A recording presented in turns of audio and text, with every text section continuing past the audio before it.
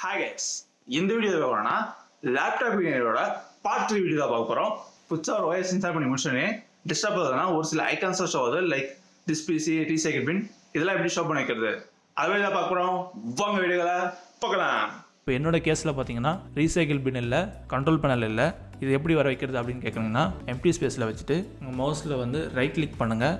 Right click ஒரு time click பண்ணிட்டீங்கன்னா இந்த மாதிரி உங்களுக்கு ஷோ ஆகும். இதில் பார்த்தீங்கன்னா பர்சனலைஸ்னு ஒரு ஆப்ஷன் இருக்கும்.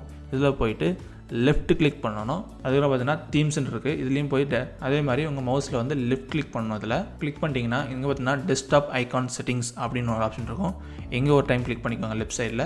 கிளிக் பண்ணி முடிச்சிட்டோன்னே உங்களுக்கு வந்து இந்த மாதிரி தான் ஷோ ஆகும். இதில் பார்த்தீங்கன்னா ரீசைக்கிள் பின் கண்ட்ரோல் பேனல் இருக்குது. இப்போ நான் இது வர வைக்கணும்னா ஜஸ்ட் இந்த அதுக்கு மேலே ஒரு கிளிக் கொடுக்கணும். இந்த மாதிரி செக் பாக்ஸ் மாதிரி டிக் ஆகிடும். இந்த மாதிரி உங்களுக்கு எது தேவையோ அந்த மாதிரி கிளிக் பண்ணிக்கோங்க. கிளிக் பண்ணிவிட்டு அப்ளை பண்ணி ஓகே கொடுத்துக்கோங்க. ஓகே கொடுத்தோன்னே டெஸ்க்டாப் கொஞ்சம் ரெஃப்ரெஷ் ஆன மாதிரி தெரியும் உங்களுக்கு. அதுக்கப்புறமா